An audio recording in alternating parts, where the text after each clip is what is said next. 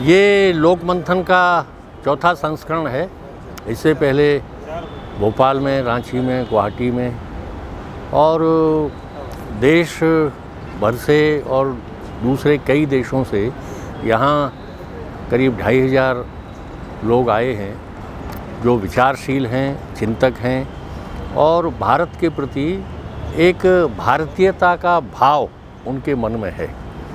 और जैसा कि लोक मंथन नाम है तो एक ऐसा विमर्श जो भारत की संस्कृति को लोक के साथ जोड़कर, जैसा कि प्राचीन काल में हमारी ऋषि परंपरा ने कहा कि जो लोक में है वही शास्त्र में है, यानी लोक को शास्त्र से भी ज़्यादा महमान्यता हमारे यहाँ दी गई। और यूरोपीय साम्राज्यवाद ने भारत में एक तिरस्कार का भाव, आत्महीनता का भाव कि भारत तो एक दकियानूशी देश है, यहाँ प्रेरणास्पद कुछ है ही नहीं, और भारत को आत्महीनता के गर्त में धकेलने वाला एक समाज बनाकर प्रस्तुत किया। स्वाधीनता के बाद ये नैरेटिव बदलना चाहिए था, लेकिन दुर्भाग्य से जिन लोगों के हाथ में भारत का शासन आया उनके मन में स्वयं भारतीयता के प्रति कोई स्वाभिमान का भाव नहीं था। और इसलिए लोक मंथन के द्वारा पिछले 4 संस्करणों में ये भाव इस देश में जगाने का प्रयास हो रहा है, ये विमर्श खड़ा करने का प्रयास हो रहा है कि भारत में भारतीयता का बोध जब तक नहीं जगेगा तब तक भारत एक सशक्त, स्वाभिमानी और विश्व को प्रेरणा देने वाला राष्ट्र नहीं बन सकता। भारत दकियानूसी है, भारत पिछड़ा हुआ है और भारत में जो कुछ ज्ञान या सभ्यता या विकास की अवधारणा सब यूरोपियन द्वार से होकर आई, ये जो गलत विमर्श गढ़ा गया, इस विमर्श को बदलने की बहुत आवश्यकता है। और लोक मंथन के द्वारा और बड़े पैमाने पर जो बौद्धिक जगत है उसमें इस नए विमर्श को खड़ा करने का प्रयास हो रहा है कि भारत को भारतीयता के बिना हम सम्मान और स्वाभिमान के साथ खड़ा नहीं देख सकते। ये बड़ी विडंबना है कि आज पूरा विश्व भारत की ओर बहुत सम्मान और उम्मीद के साथ देख रहा है। एक ब्रिटिश इतिहासकार हैं, बड़ा प्रसिद्ध नाम है उनका शिक्षा के क्षेत्र में, समाज विज्ञान के क्षेत्र में, अर्नाल्ड टाइनबी। उन्होंने एक पुस्तक लिखी है ए स्टडी ऑफ हिस्ट्री, और उसमें उन्होंने लिखा है कि आज दुनिया स्वार्थों के जिस टकराव और संघर्ष में विनाश के कगार पर खड़ी हो गई है, और इस परमाणु युग में इस विश्व को अगर कोई बचा सकता है विनाश से तो वो भारत की परंपराएं हैं, भारत का ज्ञान है। भारत में जो परिवार की संकल्पना रही है वो पूरे विश्व को शांति, सुख और सौहार्द का रास्ता दिखा सकती है। लोक मंथन का वास्तव में उद्देश्य यही है कि सारे विश्व में वो लोक कल्याण की भावना जो हमारे ऋषियों ने भद्रमिच्छन्त ऋषयः स्वरविदः तपोदीक्षां पुरुषते, ये ऋग्वेद में जो संकल्पना हमारे ऋषि ने प्रस्तुत की, उस संकल्पना के अनुरूप सारा विश्व एक भाव से, एक दृष्टि से मानवता को समृद्ध करे। ये संघर्ष, ये टकराव और ये आत्महीनता, ये सब समाप्त हो। लोक मंथन के द्वारा इसी विमर्श को जागृत करने का प्रयास हो रहा है। स्वामी विवेकानंद ने कहा था, भारत जागे विश्व जगाए। लोक मंथन वास्तव में इसी अवधारणा पर केंद्रित है, भारत को जगाने का प्रयास है। और आज जो विशेषकर नई पीढ़ी है, युवा पीढ़ी है, वो विस्मृति के गर्त में हमारी शिक्षा पद्धति के द्वारा धकेल दी गई। भारत में अगर किसी व्यक्ति की महानता का आकलन करना है तो यूरोपीय विद्वान उनके नाम से, यूरोपीय योद्धा उनके नाम से, हमारे देश के महापुरुषों का उल्लेख किया जाता है। जैसे कालिदास को कहा जाता है, Kalidas is the Shakespeare of East. Chhatrapati Shivaji Maharaj जिन्होंने उस काल में नौसेना को गढ़ा और औरंगजेब पैर रगड़े रगड़ मर गया, लेकिन दक्खन विजय नहीं कर पाया। छत्रपति शिवाजी महाराज ने ऐसा सशक्त साम्राज्य वहाँ हिंदवी स्वराज्य के नाम से खड़ा किया।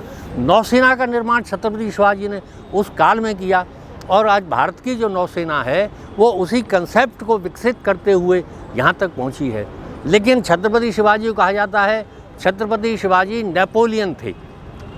तो ये जो विमर्श करा गया कि भारत के मूल्यों को, भारत के महापुरुषों को, भारत की सुख समृद्धि को हम यूरोपियन नज़रिए से देखें, इसको बदलकर भारत को भारतीयता के नज़रिए से विश्व में प्रतिष्ठित करना, आज विश्व भारत की ओर जिस उम्मीद से देख रहा है। आज आप देखिए विश्व में यूक्रेन रशिया का युद्ध चल रहा है, हमास इजराइल का चल रहा है, इससे पहले अजरबैजान अर्मेनिया के सामने जो स्थितियां युद्ध की खड़ी हुई, विश्व युद्ध की भयावहता से पूरी दुनिया डरी रहती है। ऐसे में भारत के प्रति उम्मीद लोगों में है कि भारत शांति कराएगा, भारत सबको सद्भाव और सौहार्द का रास्ता दिखाएगा। वो तभी दिखा सकता है जब भारत भारत बना रहेगा। भारत को इंडिया के आवरण में धकेल कर आप भारतीयता को नष्ट कर रहे हैं। भारत को भारतीयता की पहचान दिलाने का प्रयास ये हमारा लोकमंथन है और युवा पीढ़ी के लिए विशेषकर इस विमर्श को समझने की आवश्यकता है कि जिस शिक्षा पद्धति के माध्यम से उसके अंदर भारत के प्रति सब प्रकार का एक आत्मीयता का बोध जगा दिया गया। भारत एक महान राष्ट्र है, ऋषियों की परंपरा से प्रेरित ये राष्ट्र है और सारे विश्व को जिसने सद्मार्ग दिखाया और इसीलिए इसको विश्वगुरु कहा गया। भारत आर्थिक दृष्टि से कितना संपन्न था।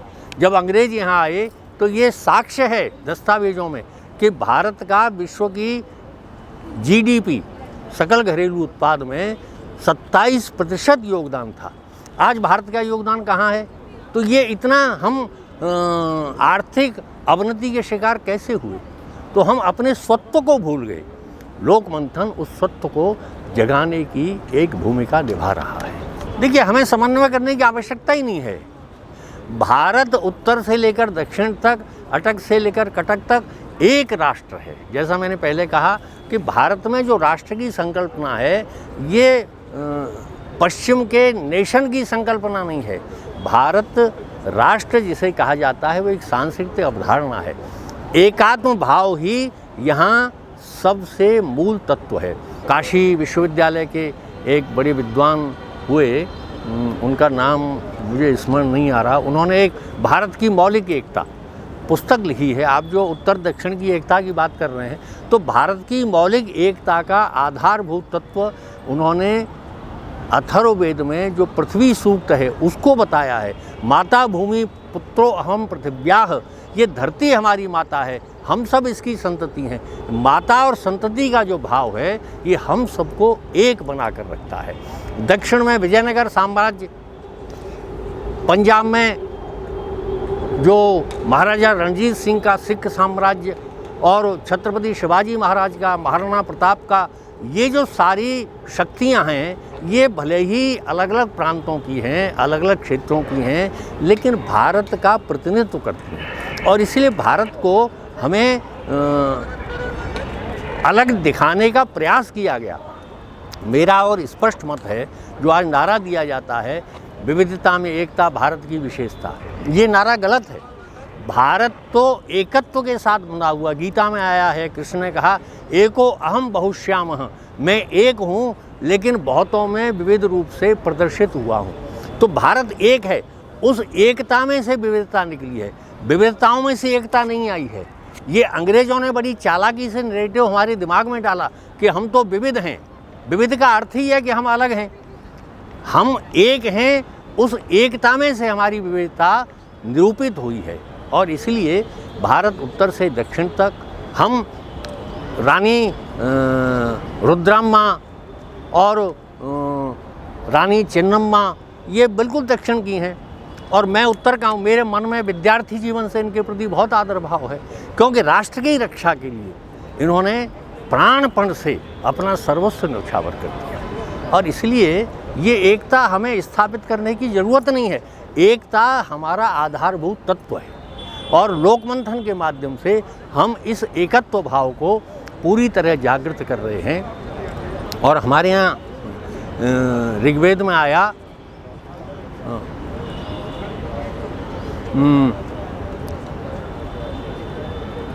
ओम सहनावतु सहनौ भुनक्तु सह वीर्यं करवावहै तेजस्विनावधीतमस्तु मां विद्विषावहै।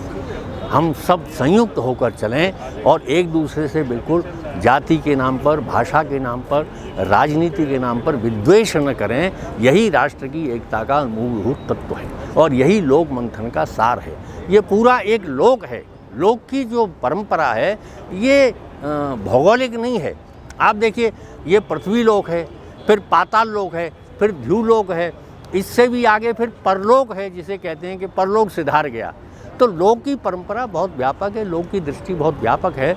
संपूर्ण चराचर जगत इस लोक में व्याप्त है, न केवल धरती, संपूर्ण चराचर जगत, वनस्पति, पशु, पक्षी, मनुष्य, जल, पृथ्वी, आकाश, जो पंचभूत तत्वों से मनुष्य बना है, वो सब इस लोक में व्याप्त है। और इस लोक की व्यापक अवधारणा में हम पूरी मनुष्य जाति को समेटते हैं और इसलिए भारत उसी प्रकार का एक वैश्विक चेतना को जगाने वाला राष्ट्र बने, ये लोक मंथन का संदेश है। और हमारी युवा पीढ़ी को इस संदेश को समझना चाहिए। जैसा आपने कहा, यहाँ बड़ी संख्या में हम देख रहे हैं युवा आ रहे हैं, तो आज युवा के मन में ये भूख है कि उसको जिस तरह शिक्षा के नाम पर भारत की अस्मिता से, भारत की विशेषताओं से दूर रखा गया, अब उसकी समझ में आ रहा है कि हमें उन चीज़ों को जानना है, देखना है। लोक मंथन उनको ये अवसर दे रहा है। और राष्ट्रीय शिक्षा नीति 2020 ने जिस तरह से शिक्षा में भारत बोध का भाव हमारे विद्यार्थियों के लिए, नौजवानों के लिए जगाने का प्रयास किया है, हमारी मातृभाषाओं को शिक्षा का आधार बनाने की बात उसमें कही गई है, ये जो सारे प्रावधान हैं वास्तव में ये लोक मंथन की व्यापक अवधारणा का ही हिस्सा है।